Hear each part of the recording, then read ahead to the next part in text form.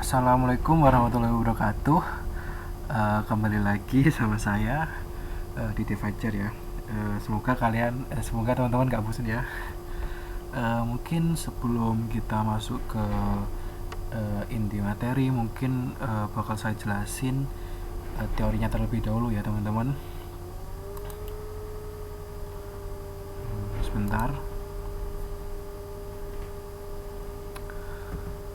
Nah, di sini kita ketemu lagi di pelatihan desain kelasnya PPM tahun 2021. Oke, langsung saja. Nah, untuk kali ini kita bakal membahas tentang infografis. Nah, untuk kali ini untuk pembahasannya, yang pertama, apa sih itu infografis? Infografis adalah paduan kata dari informasi dan grafis. Infografis atau grafik informasi adalah representasi visual dari informasi yang bertujuan untuk membuat data mudah dimengerti pada pandangan pertama. Infografik juga sangat identik dengan penambahan data dalam bentuk angka dan dikemas dalam berbagai paduan warna dan desain yang menarik. Hal tersebut dapat membuat desain menjadi lebih interaktif, estetik, dan atraktif di mata pembaca. Nah, infografis ini sendiri biasanya untuk menampilkan data, menjelaskan konsep, menyederhanakan presentasi, memetakan hubungan, menunjukkan tren, dan bahkan memberikan wawasan baru kepada para pembaca. Nah, infografis sendiri sebenarnya kalau ditarik sejarah itu sudah ada digambarkan oleh gambar gua dan bahasa yang berfokus pada gambar seperti hieroglif pada zaman Mesir kuno. Lalu pada tahun 1920-an, statistik bergambar yang dikenal sebagai isotype mulai diperkenalkan, hingga kini lebih dikenal dengan sebutan infografis, teman-teman. Mungkin tuh sedikit teori aja ya. Lalu yang kedua yaitu jenis-jenis infografis. Jenis infografis di sini ada 3 jenis. Yang pertama statis, animasi, dan interaktif. Nah, untuk statis ini yaitu dalam bentuknya sederhana tanpa menggunakan audio dan animasi bergerak. Contohnya yaitu infografis ya untuk memaparkan hasil penelitian maupun presentasi untuk memberikan informasi secara jelas dan efektif kepada audiens. Yang kedua animasi dalam bentuk audio dan visual, ada yang bersifat 2 dimensi maupun 3 dimensi. Contohnya yang pasti yaitu YouTube ataupun televisi. Yang ketiga yang dalam jenis interaktif yaitu infografis ini lebih kompleks di mana dapat melakukan interaksi langsung pada data yang telah tersaji.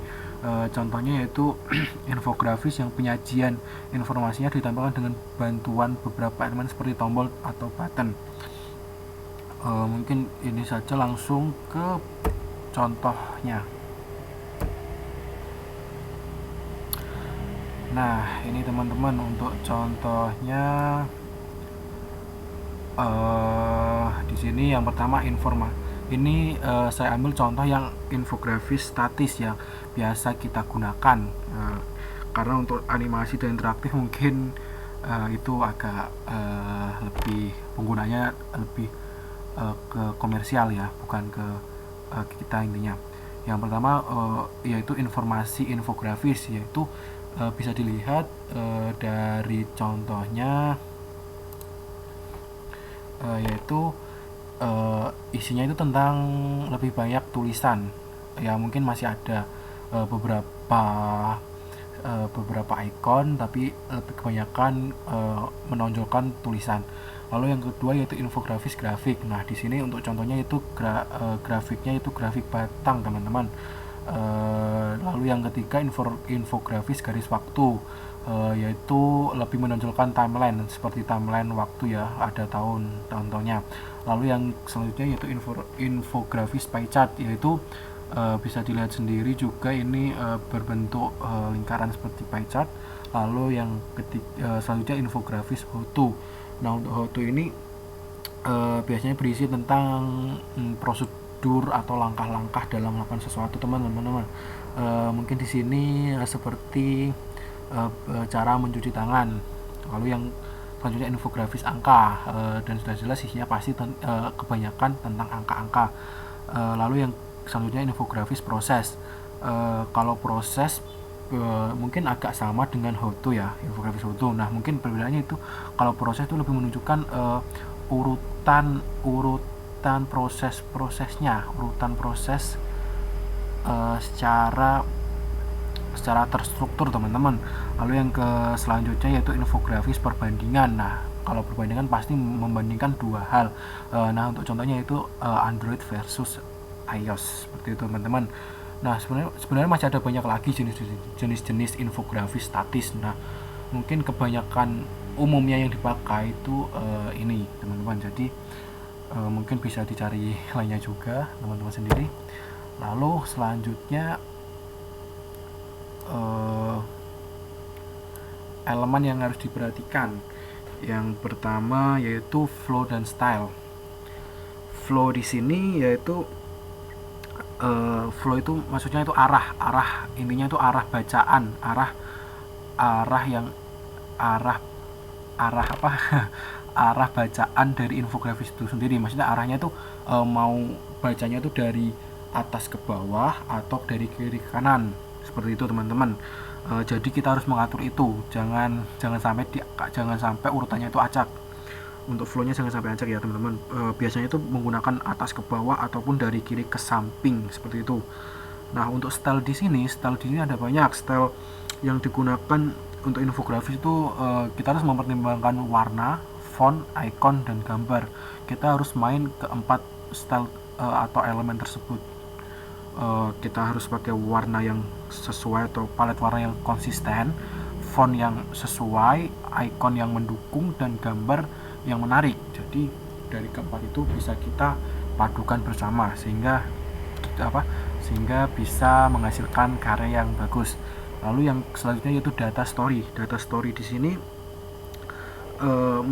mungkin umumnya infografis itu kan isinya cuma data atau angka yang menunjukkan nilai statis tertentu kan teman-teman. Jadi tapi sebenarnya tidak boleh seperti itu, tidak boleh langsung menampilkan data.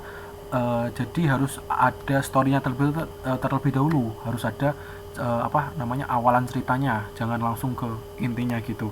Jadi kita harus memperhatikan cerita datanya terlebih dahulu atau prolognya. Biasanya data story ini biar mudah dimengerti juga sama baca, biar lebih mendukung datanya. Nah tapi jangan terlalu panjang juga, mungkin bisa disesuaikan dengan judul dan tema yang telah ditentukan. Lalu yang selanjutnya itu kemas dalam bentuk hierarki. Kemas dalam bentuk hierarki di sini maksudnya infografis yang disajikan itu dalam bentuk hierarki atau bercabang-cabang layaknya pohon, sehingga membuat pembaca itu mudah memahami teman-teman. Semisal gini, sebuah data yang udah ada kita sajiin dalam bentuk cabang-cabang kan otomatis pembaca itu langsung fokus ke percabangnya itu. Jadi kita harus memperhatikan poin-poinnya itu. Mungkin selain memperhatikan bentuknya, kita juga bisa menambahkan warna yang berbeda untuk menunjukkan penekanan terhadap informasi yang disajikan. Mungkin informasi itu penting, jadi kita harus memberikan warna yang berbeda, atau bisa juga menggunakan font atau style angka, ukuran huruf yang berbeda juga, itu bisa teman-teman. Lalu yang terakhir yaitu jarak spasi. Jarak spasi di sini ya dalam buat infografi itu kita dituntut bekerja dengan ruang kerja yang minim, bisa dibilang seperti itu. Maksudnya kita itu nggak boleh memasukkan terlalu banyak teks untuk menyajikan informasi, tapi kita harus kita harus merangkum banyaknya informasi itu menjadi satu kesatuan, dan terbentuklah infografis itu teman-teman. Mungkin dalam melakukan itu kita jangan lupa untuk memberikan jarak atau space.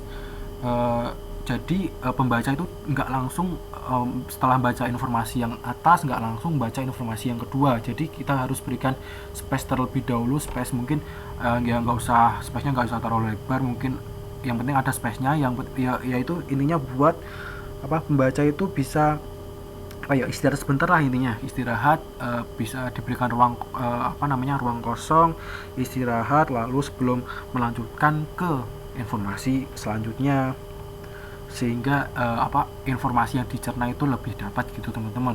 Mungkin kurang lebihnya seperti itu elemen yang harus diperhatikan, dan mungkin masih ada tambahan lainnya, yaitu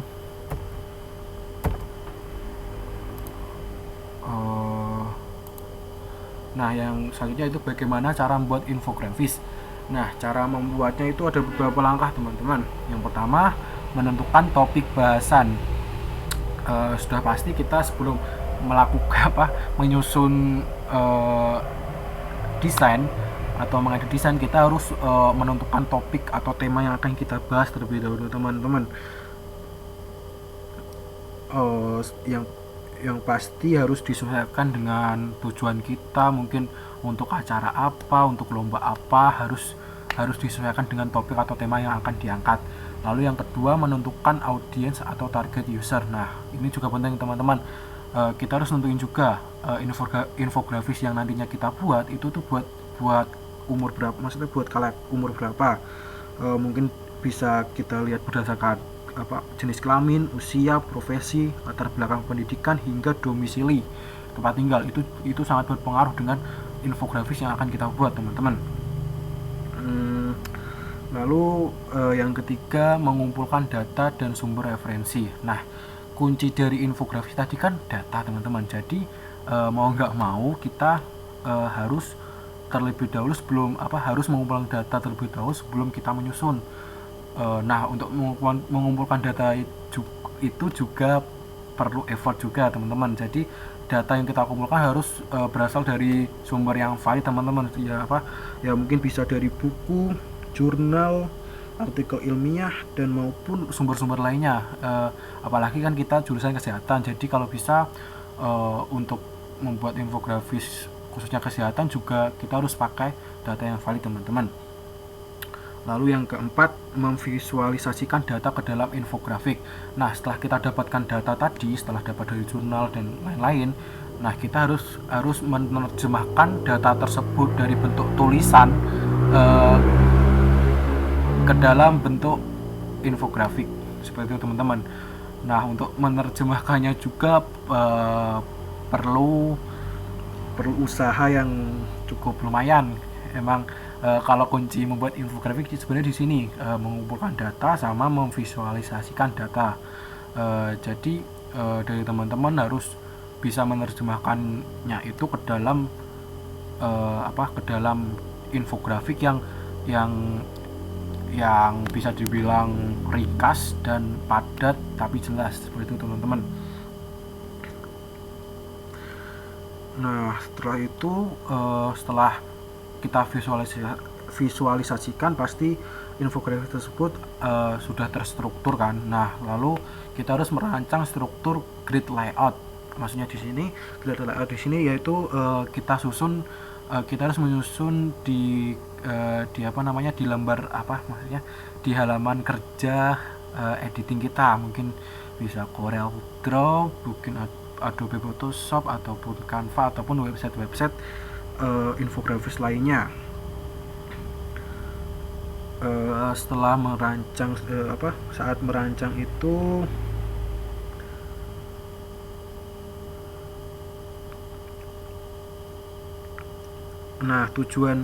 tujuan dari merancang struktur grid layout sendiri itu yaitu untuk menyeimbangkan tata letak dalam setiap elemen seperti teks, gambar, ilustrasi, dan elemen lainnya.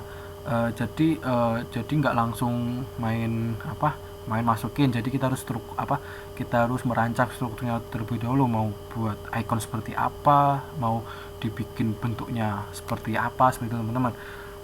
Lalu selanjutnya itu menggunakan template. Nah, di sini selain kita bisa menyusun dari awal dari nol, kita bisa menggunakan template yang telah ada di internet. Biasanya itu banyak kok teman-teman, banyak yang gratis juga.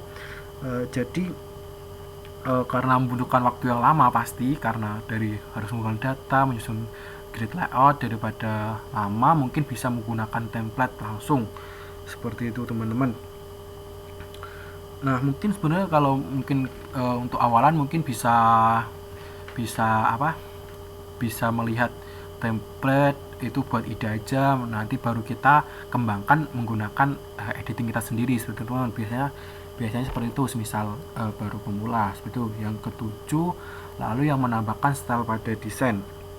Nah, yang terakhir ini yang pasti stylenya itu ya pasti kita harus main teks, main font, main gambar, main warna, main tombol dan elemen lain supaya dapat memudahkan pembaca dalam memahami isi yang akan kita bawakan dalam infografik sendiri itu.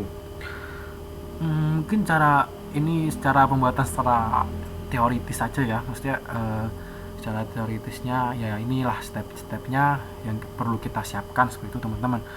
Lalu selanjutnya itu manfaat infografis. Nah, manfaat infografis itu sebenarnya ada banyak banget teman-teman. Mungkin yang pertama itu mudah dibagikan seperti maksudnya itu kita itu mudah pasti kalau kalau kita punya desain infografis kan otomatis kita bisa langsung meng-share-nya mungkin di grup WhatsApp ataupun Instagram, Facebook ataupun Instastory, WhatsApp Story, kan itu otomatis kita bisa membagikan informasi yang sekiranya penting, sekiranya layak sekiranya penting untuk masyarakat tahu kan bisa lebih mudah teman-teman. Lalu yang selanjutnya itu menumbuhkan minat membaca. Nah, otomatis setelah kita kita kan sebelumnya kan kita ngumpulin data infografis itu dari data yang sebegitu banyaknya, kita ringkas, kita jadikan satu kesatuan, kita jadikan angka-angka ataupun informasi yang lebih singkat namun lengkap seperti itu teman-teman. Jadi minat membaca masyarakat itu pasti meningkat. Jadinya pasti mau baca daripada harus membaca jurnal ataupun artikel ilmiah yang banyak kata-katanya. Mungkin teman-teman sendiri juga pasti seperti itu ya teman-teman. Jadi itu bisa menumbuhkan minat bacanya sangat signifikan sih. Lalu selanjutnya itu sebagai media promosi yang efektif. Nah, di sini kan kita mungkin dari ilmu dari kesehatan ya udah pasti namanya promosi pasti tidak asing lah untuk promosi kesehatan. Nah, mungkin untuk infografis ini sendiri pasti berguna kok buat profesi kita nantinya. Jadi kita bisa menggunakan infografis ini sebagai media promosi kesehatan kita sendiri biar biar promosinya itu lebih efektif, efisien, yang seperti tadi seperti teman-teman. Mungkin udah untuk materi teori infografis mungkin cukup di sini ya teman-teman. Untuk selanjutnya nanti untuk pembuatannya secara langsung akan ada video selanjutnya. Terima kasih ya teman-teman.